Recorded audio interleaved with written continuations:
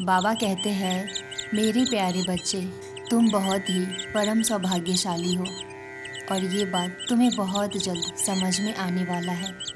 तुम समझोगे कि मैं ऐसा क्यों बोल रहा हूँ।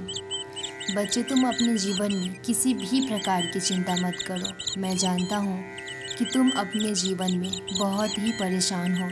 तुम्हारी इच्छा पूरी नहीं हो पा रही है जो तुम मुझसे कह रहे हो। तुम्हारी अब वो इच्छा पूरी करने जा रहा हूँ मैं। तुम चिंता मत करो, मैं तुम्हारी सारी परेशानी, तुम्हारी सारी तकलीफ दूर करूँगा। तुम बस अपना विश्वास मुझ पे हमेशा बनाए रखना। मैं हर पल, हर घड़ी, हर क्षण तुम्हारे साथ हूँ। तुम अपने जीवन में थोड़ा सा भी चिंतित या परेशान मत हो। तुमने एक बार मुझे थाम लिया ना, फिर मैं तुम्हारी मदद के लिए 7 जन्मों तक आता रहूँगा। बच्चे, अब तुम्हारा जीवन परिवर्तन होगा, जिससे तुम्हारे जीवन में ढेर सारी खुशियाँ आएगी और तुम्हारा जीवन सफल हो जाएगा। परिस्थितियाँ तुम्हारे अनुकूल धीरे धीरे होती चली जाएगी और बच्चे, तुम्हारी इच्छा पूरी होने का सिलसिला भी शुरू हो गया है। तुम्हारा साईं तो परम दयालु है। मैं अपने बच्चों को हमेशा संभाल के रखता हूँ। मैं तुम्हें हमेशा संभाल के रखता हूँ, जो कि कभी कभी तुम समझ नहीं पाते हो और मुझ पे संदेह करने लग जाते हो। तुम्हें ऐसा लगता है कि कभी कभी मैं तुम्हारी पुकार सुनता ही नहीं हूँ।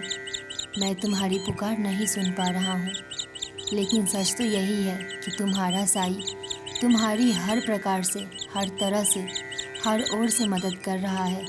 जब तुम बोलते हो मैं वो भी सुनता हूँ और जब तुम खामोश रहते हो मैं वो भी पुकार सुनता हूँ कि तुम्हारा साईं तुम्हारी हर प्रकार से, हर तरह से, हर ओर से मदद कर रहा है। इसलिए तुम्हें कभी भी चिंता करने की कोई ज़रूरत नहीं है।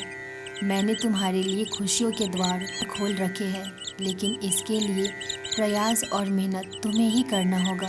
मैं तुम्हें कुछ और कहूँ उससे पहले तुम मेरी ये बात जान लो कि मैं तुम्हारी हर एक इच्छा को जानता हूँ, तुम्हारी हर स्थिति को भी समझता हूँ।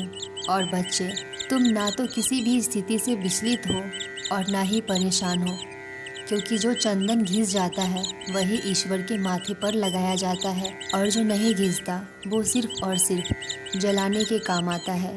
तुम मेरे अति प्रिय भक्त हो।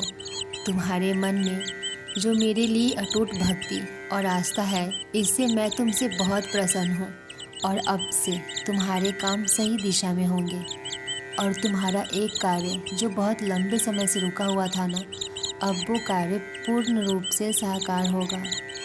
अब तुम्हें बिल्कुल भी चिंता करने की ज़रूरत नहीं है, क्योंकि मैं तुम्हारी सारी मनोकामना पूरी करूँगा।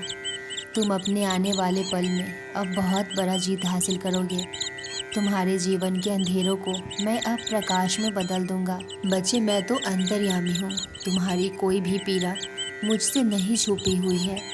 तुम जब ये प्रार्थना करते हो कि बाबा मेरी परीक्षा में नंबर अच्छे आए, मेरा व्यापार बहुत अच्छा चले, मुझे नौकरी दे, मुझे कर्ज से मुक्ति दिला दो, मेरा स्वास्थ्य ठीक कर दो, बाबा मुझे बीमारी से मुक्ति दिला दो, या फिर अपनों की विवाह के लिए प्रार्थना करते हो, रिश्तों में जो अनबन हो वो ठीक हो जाए, पैसों की कोई दिक्कत न रही, ऐसे ही ना जाने कितनी सारी प्रार्थनाएं मेरे बच्चे मुझसे करते हैं और वो सारी प्रार्थनाएं मुझ तक पहुंचती भी है। बच्चे, तुम्हारी प्रार्थनाएं तो मैं सुनता हूँ, लेकिन वो पूरी तब भी होगी जब तुम स्वयं अपने लक्ष्य के प्रति लगनशील और प्रयत्नशील रहोगे। बिना रुके, बिना थके तुम्हें तुम्हारी इच्छाओं की पूर्ति के लिए मेहनत करनी ही होगी। जब तुम मेहनत करते हो, लगन करते हो, तब मैं उससे खुश होकर तुम्हारी इच्छा जरूर पूर्ण करता हूँ। मैं हर एक क्षण तुम्हारे दुखों को महसूस करता हूँ। थोड़ा धैर्य रखो, तुम कुछ दिनों के बाद एक निश्चित दिशा का चयन करोगे। हमेशा याद रखो, जो होता है अच्छे के लिए होता है और जो होगा वो भी अच्छे के लिए ही होगा। मैं तुम्हें कभी भी गलत दिशा में नहीं भेजता और न ही मैं वो सोचता हूँ जो तुम्हारे लिए गलत हो। हर एक मोड़ तुम्हारे जीवन के खास मकसद से चुना जाता है। तुमने जो भी मेहनत की है उसका फल अब तुम्हें मिलने वाला है। मैं अब तुम्हें तुम्हारे मंजिल तक पहुँचाने के लिए पूरी तरह से तैयार हूँ। तुम्हारे वो दिन दूर नहीं जब तुम्हारे सारे सपने बहुत जल्द पूरे होंगे। जीवन में कैसी भी स्थिति हो, कैसी भी परिस्थिति क्यों ना आई हो, तुम निराश मत होना, परेशान मत होना, कभी भी हार मानकर मत बैठना, क्योंकि ये जीवन है।